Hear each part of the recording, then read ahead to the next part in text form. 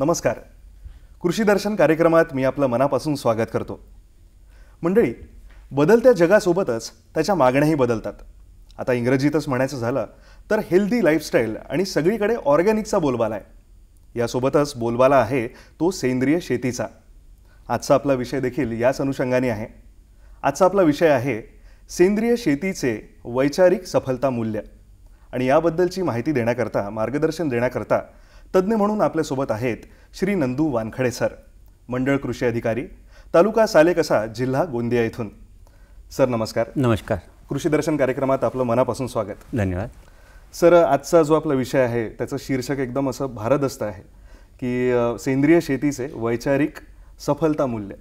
तर हे काय आहे नक्की, याला काय म्हणावं आपल्या दृष्टीने? सेंद्रिय शेतीची वैचारिक सफलता मूल्य. आता त्या सेंद्रिय शेतीच्या बाबतीमध्ये आपण विचार करत असताना आपल्या विचाराची बैठक जर त्या दिशेनं असेल तर सेंद्रिय शेतीकडे वळण्यासाठी आपली पावलं सकारात्मक दृष्टीनं पडतीलच. मी आहे कवी, साहित्यिक आहे. आता आता शेतकऱ्याचा ऐकू येतोय सूर, आता आता शेतकऱ्याचा ऐकू येतोय सूर, कित्येक आपण गेलो आहोत सेंद्रियपासून दूर. आता आता शेतकरी खरं बोलू लागला, आता आता शेतकरी खरं बोलू लागला, रसायनाने दिलेल्या जखमा बांधावरती सोलू लागला, रसायनाने दिलेल्या जखमा बांधावरती सोलू लागला.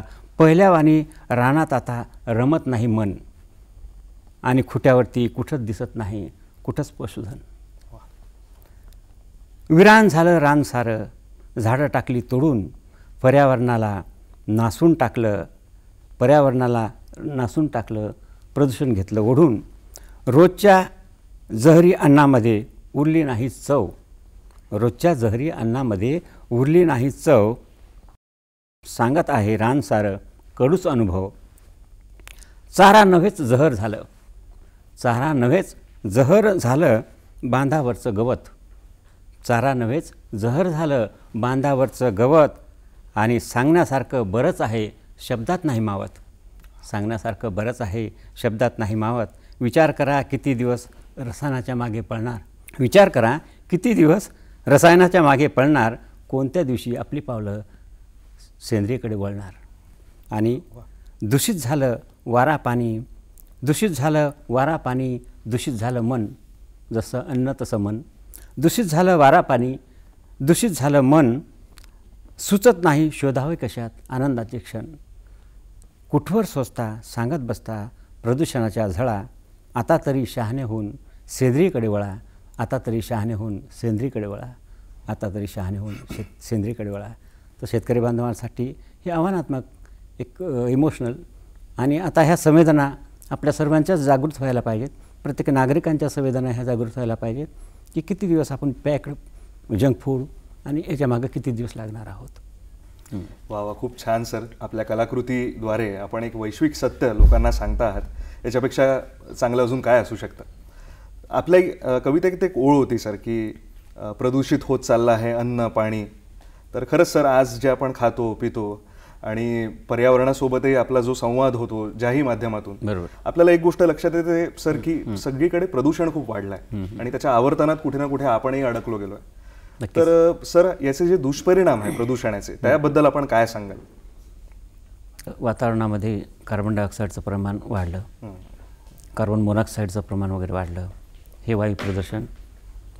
आणि यामागं जरी काही वाहनांचा जो अतिरेक वगैरे असेल, परंतु जास्तीत जास्त आज आपण बघतो की शेतीमध्ये ज्या काही फवारण्या वगैरे केल्या जातात आणि तो अतिरिक्त डोस जो आहे म्हणजे संतुलित प्रमाणामध्ये जेवढा डोस सांगितलेला असेल तेवढ्या प्रमाणात लोक वापरत नाहीत. त्यामुळं लवकरच आपल्या शेतातली कीड किंवा रोग वगैरे संपुष्टात आला पाहिजेत किंवा नियंत्रणात आला पाहिजेत, यासाठी मग ते वारेमाप औषधाच्या फवारण्या वगैरे ते सुरू असतात. आणि आवश्यकता नसतानासुद्धा काही शेतकरी बांधव आपल्या शेतामध्ये रुटीनचा कार्यक्रम, एक फवारणी नाही केली म्हणून त्यांना असं वाटतं की आता एका महिन्यानं फवारणी करायलाच पाहिजेत.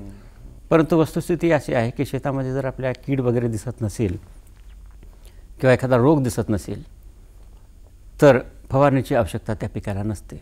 पण तरी पण थोडंसं अतिरिक्त थोडासा वाढलेला आहे. आणि आपण बघतोय की याचा सगळा परिणाम जो आहे की आता हरित क्रांतीचं विषय घेऊ आपण. हरित क्रांती ह्या 1962 पासून ज्यावेळेस आपल्याला अन्नधान्याचा दुष्काळ पडला होता 1972 मध्ये, तर त्यावेळेस ती गरज होती. त्यावेळेस अन्नधान्याचं उत्पादन वाढवणं ही गरज होती आणि त्यामुळं रासायनिक खतं किंवा कीटकनाशकं याचा वापर करत करत आपण उत्पादन वाढीच्या दृष्टीनं इथपर्यंत आलो होतो. पण आता दिवसेंदिवस हे सगळं क्लायमॅक्स त्या रसायनाच्या अतिरेकानं किंवा खताच्या अतिरेकानं हे वाढत गेलं.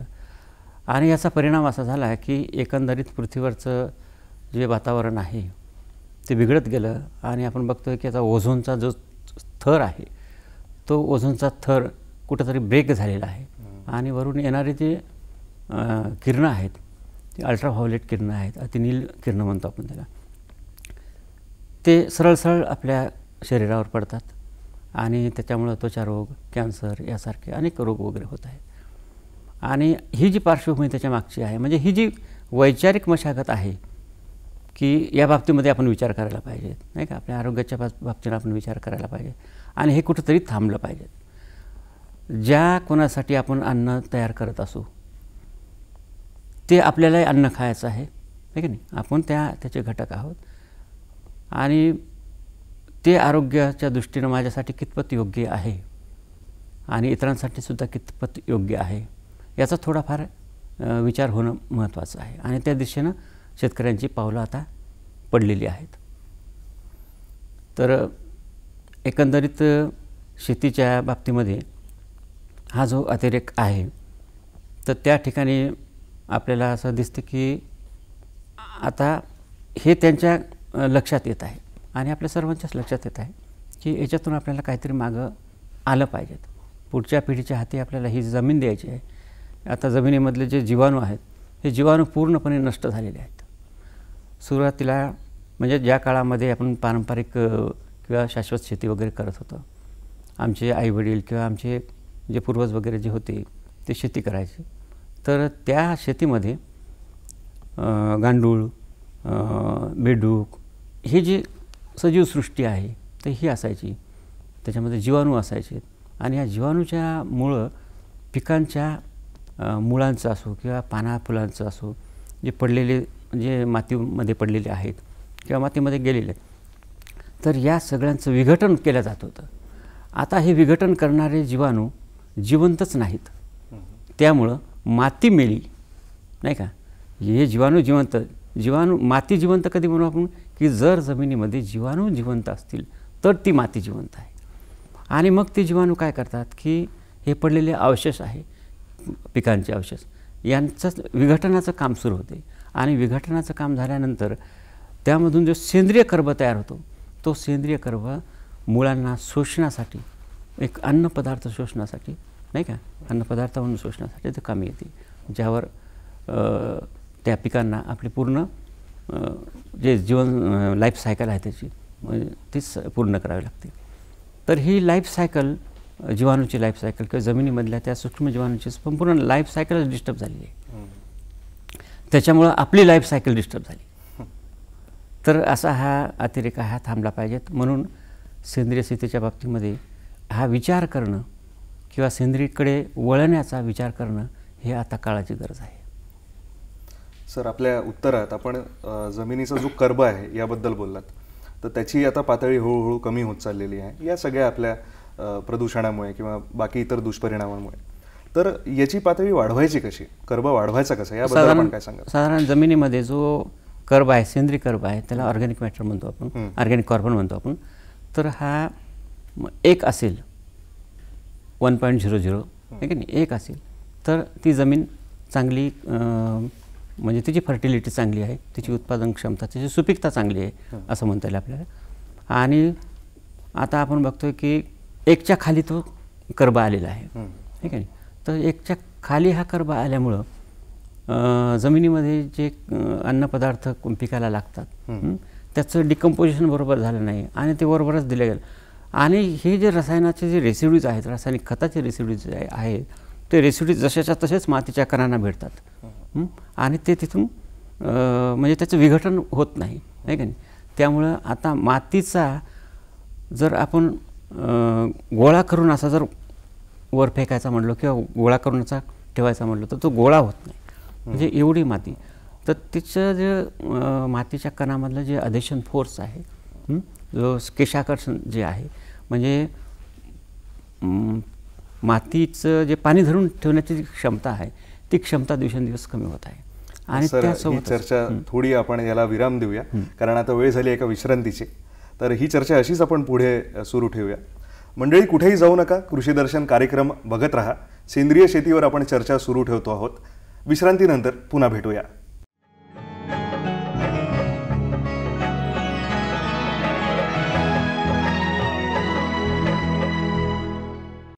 मंडळी, विश्रांतीनंतर कृषी दर्शन कार्यक्रमात आपलं पुन्हा एकदा स्वागत. सेंद्रिय शेतीबद्दल आपली चर्चा सुरू होती नंदू वानखडे सरांसोबत. सर, मी विश्रांतीमध्ये जाण्यापूर्वी आपल्याला एक प्रश्न विचारला होता की जमिनीचा जो कर्ब आहे तो कसा आपण वाढवू शकतो, त्याबद्दल आपण उत्तर देत होतात. तर आम्हाला सांगा ना सर, कसं काय हे शक्य होऊ शकतं? हां, जमिनीचा कर्ब जो आहे, म्हणजे सेंद्रिय कर्ब म्हणू आपण, तर त्याला ऑर्गॅनिक कार्बन म्हणतात. तर तो अगोदरच्या ह्याच्यामध्ये आपण सांगितलं की तो 1पर्यंत असला, म्हणजे 1 असला तर ती जमीन सुपीक आहे आणि त्याची जी उत्पादन क्षमता आहे ती चांगली आहे. पाणी धरून ठेवण्याची पातळी जी आहे ती त्याच्यामध्ये चांगली आहे. त्यामुळं जमिनीचा सामू वगैरे जो आहे तो नियंत्रणामध्ये आहे. तर असं एकंदरीत जमिनीचा जो निर्देशांक आहे तो एकंदरीत चांगला आहे असं आपल्याला त्याच्यातून म्हणता येईल. तर हा वाढवण्याच्या दृष्टीनं जमिनीमधलं जे जीवाणूचं चक्र आहे हे चक्र आपल्याला कसं अबाधित किंवा कसं सुस्थितीमध्ये राहील आणि त्याच्यामध्ये रसायनाचा कुठलाच इंटरफेअर होणार नाही, तर यासाठी काळजी घेणं महत्त्वाचं आहे. सर, आपण एका उत्तरात हे सांगितलं होतं की कीड नियंत्रण करण्यासाठी शेतकऱ्याला नेहमी वाटत असतं की 6 महिन्यात आपण नेहमी एक रसायनाची फवारणी वगैरे करावी. तर सर, हे जे दुष्टचक्र आहे याला आपण म्हणता येईल की या चक्रातून आपले शेतकरी मित्र बाहेर निघू शकत नाही, सहसा अवघड असतं. तर यातून कसं बाहेर पडावं, आपल्याला काय वाटतं? साहजिकच आहे, शेतकऱ्याला काही म्हणता येणार नाही, कारण उत्पादन जे आहे ते उत्पादन वाढवण्याच्या दृष्टीनं आता जमीन आपण रासायनिक खतामुळं किंवा रासायनिक कीटकनाशकाच्यामुळं ती जमिनीची जी लेवल आहे तर ती वाढलेली आहे. जसं एखादा माणूस व्यसनी आहे, दारू वगैरे पितो, तर त्याला मग नंतर ते दारू जर त्याने कमी पिली, आहे का नाही, किंवा ती मिळाली नाही त्याला, तर त्याचे हातपाय हलतात, आहे का नाही. तर असंच आपण जमिनीचं करून ठेवलं आहे की त्या जमिनीला तेवढ्या प्रमाणामध्ये ते जर खतं पोचले नाहीत तर उत्पादनावर परिणाम त्याचा होतोच. आणि यातून आपल्याला सुटका करून घ्यायची असेल तर आपल्याला थोडं क्षेत्र आपलं त्या रसायनापासून अलग ठेवावं लागेल किंवा थोडं करत त्याच्यातून रसायनाचा वापर हा कमी कसा करता येईल या दृष्टीनं प्रयत्न करणं आवश्यक आहे. एकदमच आपण ते तेवढं करू शकत नाही आणि शेतकऱ्यांची परिस्थिती तशा प्रकारची आहे की एकदमच, परंतु रासायनिक खताचा वापर आपण जसा कमी करू आणि तसं त्याच्यामध्ये मात्र त्याचं सेंद्रिय कर्ब किंवा त्याच्यामधल्या पिकाचे अवशेष किंवा तशी हिरवळीची खतं आहे किंवा जे काही त्याच्यासाठी इनपुट द्यावं लागेल ते इनपुट आपल्याला इकडचं कमी करून जैविकदृष्ट्या आपल्याला ते वाढवावं लागेल. तर त्या जमिनीचं आपण 4-5 वर्षामध्ये तिला पूर्णतः सेंद्रिय कंडिशनमध्ये आपण आणू शकतो. म्हणजे आपण जे काही सांगताय त्याच्याप्रमाणे असं म्हणता येईल की एक सकारात्मक दृष्टिकोन एका शेतकरी मित्राला आवश्यक आहे की जेणेकरून तो शेतीत प्रगती करू शकेल. पण सर, आपल्याला असं काय वाटतं की शेतकरी मित्रांनी आपलं राहणीमान जे आहे ते कसं काय बदलावं जेणेकरून तो सेंद्रिय शेतीकडे वळेल? कसं आहे की जसं अन्न तसं मन, असं एक मन आहे की नाही, किंवा ते जेवढ्या प्रमाणामध्ये आपण ते खातो किंवा ज्या प्रकारचं अन्न वगैरे खातो तसं मनाची एक क्वालिटी राहते, असं काहीतरी म्हणजे ती मन आहे. सेंद्रिय शेतीकडे वळणारा माणूस ज्यावेळेस त्याची वैचारिक प्रगल्भता वाढेल की रसायनामुळं खरोखरच आपल्या सगळ्यांच्या शरीरावर परिणाम वगैरे होत आहे, वातावरणावर परिणाम होत आहे, पर्यावरणावर परिणाम होत आहे, ठीक आहे नाही, तर ज्यावेळेस त्याच्या डोक्यामध्ये ही सेंद्रिय सुपीकता म्हणजे वैचारिक सुपीकता येते, त्यावेळेस त्यालासुद्धा स्वतःचं राहणीमान, स्वतःची विचार करण्याची क्षमता आणि समाजामध्ये त्याच्या बोलण्याची शैली, त्याच्या राहण्याची शैली याच्यामध्ये सुद्धा चांगल्या प्रकारचा फरक झालेला आहे. मी अनुभवातून असे लोक खूप पाहिलेले आहेत की ज्यांनी सेंद्रिय शेतीकडे वळले, त्यांच्या बोलण्याची भाषा, त्यांचा मनामधला जो सात्विकपणा आहे, इतरांशी वागण्याची भाषा आहे, तर ही फार सौंदर्याची आणि सकारात्मक झालेली आहे. आणि सकारात्मक भूमिका तुम्ही ज्यावेळेस घ्याल तरच या चक्रातून बाहेर याल. नाहीतर आता याच्यातून आपल्याला काय बाहेर येता येईल का? एवढं मोठं रसायनच खतामुळं आपण एवढ्या जमिनी आपल्या अशा झालेल्या आहे, आता नाही पिकलं तर मग काय करायचं, नाही का? परंतु प्रत्येकाने मी सांगितल्याप्रमाणे की थोडं थोडं जर त्याच्याकडे वळलं तर निश्चितच आपण उद्याचं भवितव्य, उद्याच्या पिढीचं भवितव्य हे निश्चितच चांगल्या आरोग्यदायी असेल असं मला वाटते. तर यामागचं वैचारिक मंथन हे महत्त्वाचं आहे की त्याच्याकडे का वळायचं हे एकदा डोक्यामध्ये फिट झालं तर शेतकरी आपापच त्याकडे वळतील आणि वळलेले आहेत. वा. तर सर, पुन्हा वेळ झाली आहे एका छोट्याशा विश्रांतीची. मंडळी, कुठेही जाऊ नका, पाहत रहा कृषी दर्शन कार्यक्रम. भेटूया एका छोट्याशा विश्रांतीनंतर.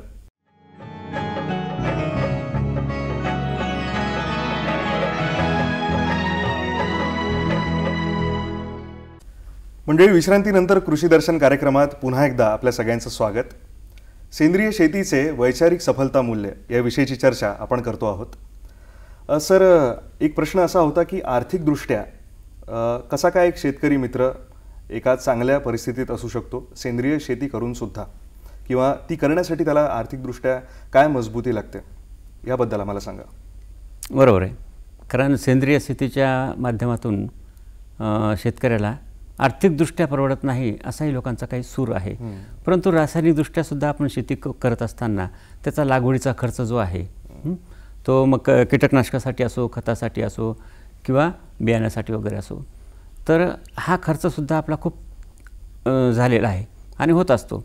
आणि त्यातून जर आपण बघितलं की तो खर्च वजा जाता हातात उरणारे पैसे जे आहेत ते फार कमी आहेत, ते परवडण्यासारखे नाही. तशी शेती परवडत नाही असा लोकांचा सूर वगैरे आहेच. परंतु त्यातल्या त्यात आपण आता सेंद्रिय शेती करावा असं म्हणतो, आव्हान करतो आहे, हे की नाही. तर त्यामध्ये सुद्धा सेंद्रिय शेतीमधून आपल्याला गुणवत्तापूर्ण जे हे आहेत अन्नद्रव्य मिळणार आहे, जे अन्न मिळणार आहे, गुणवत्तापूर्ण अन्न मिळणार आहेत, फळे मिळणार आहेत, भाजीपाला मिळणार आहेत, ही गुणवत्ता असेल याच्यामध्ये. जर प्रामाणिकपणे आपण जर ती लागवड वगैरे तशा प्रकारची करत असू आणि त्याच्यामध्ये कुठल्याच रसायनाचा अंश त्याच्यामध्ये नसेल तर हे सुद्धा आपल्यासाठी आरोग्यदायी आहे.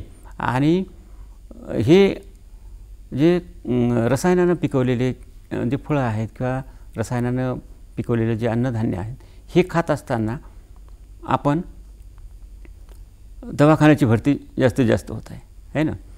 आणि त्याला स्वतःला इकॉनॉमिकली ते जर परवडत नसेल सेंद्रिय बाबतीमध्ये, परंतु त्याला गुणवत्तापूर्ण ते मिळत आहे, म्हणजे त्याच्या उद्या गुणवत्तापूर्ण खाल्ल्यामुळं, हे का नाही, खाण्यामुळं त्याला दवाखान्याचा खर्च कमी होणार आहे. आणि ही गुणवत्ता ही त्याच्या पूर्ण आयुष्याच्या दृष्टीने त्याचं आयुर्मान वाढवणारी गुणवत्ता असेल, हे का नाही. तर म्हणून आपण तो विचार, नफ्या तोट्याचा विचार न करता आपण त्याच्याकडे वळत जर वळलो तर हे आयुष्यमान वाढवण्याचा जो नफा आहे तो निश्चितच आजच्या खिशाला न परवडणाऱ्या नफ्यापेक्षा, आहे की नाही, जास्त असू शकतो. सर सरते शेवटी आमच्या शेतकरी बंधू भगिनींसाठी आपलं काही आवाहन? मी मातीच्या संदर्भामध्ये एक आवाहन करेल की ही अनमोल माती ही आपल्याला टिकून ठेवायची आहे. म्हणून माझ्याच कवितेमधून शेवटी एक आवाहन करतो की घेतो गड्या जराशी घेतो मीही जराशी, घेतो गड्या जराशी घेतो मीही जराशी, घेऊन काळी माती लावू जरा उराशी, घेऊन काळी माती लावू जरा उराशी. या माय मावलीने दिले भरू भरूनी, उदरात अन्न तिच्या पैदा तिच्या करुणी. म्हणून ही अनमोल माती आहे, ही आपण दीर्घ आपल्या आयुष्यासाठी समोरच्या पिढ्याच्या भवितव्यासाठी ही टिकून ठेवली पाहिजेत. कारण याच मातीमधून आपल्याला अनेक चवीचे फळं, अनेक चवीचे अन्न आणि अनेक चवीचा भाजीपाला, फुलं वगैरे हे मिळतात. म्हणजे त्या मातीमध्ये जेवढं सामर्थ्य आहे, चव आहे, रंग आहे, गंध आहे, सगळंच आहे. तर ही रंगागंधाची चवीची माती आपण अशीच टिकून ठेवूया. आणि मी आवाहन करेल की जास्तीत जास्त शेतकऱ्यांनी आपल्या नफ्या तोट्याचा हिशोब न पाहता आपल्या आरोग्याचा हिशोब पाहायला पाहिजे, आपल्या समोरच्या पिढीचं भवितव्य पाहिलं पाहिजेत. समोरचं येणारं जे जनरेशन आहे, जेनेटिक्स आहे त्याच्यामधलं, तर हे निश्चितच आपल्याला त्याचं आयुष्यमान आणि आपलं आयुष्यमान आणि आनंददायी संसार चालवण्याच्या दृष्टीनं चांगलं असणार आहे. कठीण आहे, परंतु तेवढंही अवघड नाही. सकारात्मक दृष्टिकोन ठेवला तर आपल्याला बरंच काही या माध्यमातून मिळू शकेल. आज आपण या गोष्टीवर ती नुसती चर्चाच केली, त्याचे ॲप्लिकेशन्स वगैरे काय आहेत याबद्दल आपण तेवढं काही खोलात गेलो नाही. परंतु शेतकऱ्यांची किंवा आपल्या सर्वांची नागरिकांची सेंद्रियकडे पाहण्याची दृष्टी, सेंद्रिय शेतीकडे पाहण्याची दृष्टी, एक वैचारिक सुबत्ता आणि वैचारिक बैठक ही त्यांच्या डोक्यामध्ये तयार व्हावी या दृष्टीनं आज आपण या ठिकाणी चर्चा केलेली आहे. तर पुन्हा एकदा मी शेतकरी बांधवांना आवाहन करेल की आपण थोडं थोडं का होईना, पण तो एक एकर असेल किंवा आपला अर्धा एकर असेल, दरवर्षी थोडं थोडं वाढवत आपण सेंद्रियकडं वळलंच पाहिजे. कारण ती काळाची गरज आहे. या प्रदूषणाच्या विळख्यातून, या पर्यावरणाच्या या प्रदूषित याच्यामधून आणि या अन्नामधून रासायनिकयुक्त विषयुक्त अन्न जे आहे त्याच्यातून विषमुक्त कसं होता येईल या दृष्टीनं आणि पुढच्या भवितव्याच्या दृष्टीनं आपल्याला फार महत्त्वाचं ठरणार आहे. तर ही पावलं आपण उचलली पाहिजेत आणि सेंद्रियकडं वळलं पाहिजेत, हे आवाहन मी करतो शेतकरी बांधवांना. नक्कीच सर, इतकी छान माहिती आपण इतक्या सोप्या भाषेत आमच्या शेतकरी बंधू भगिनींना सांगितलीत. नक्कीच त्यांना या माहितीचा फायदाच होणार आहे. आणि फक्त मार्गदर्शन पण नाही, कलात्मकरित्या पण आपण त्यांच्यासोबत जुळलात.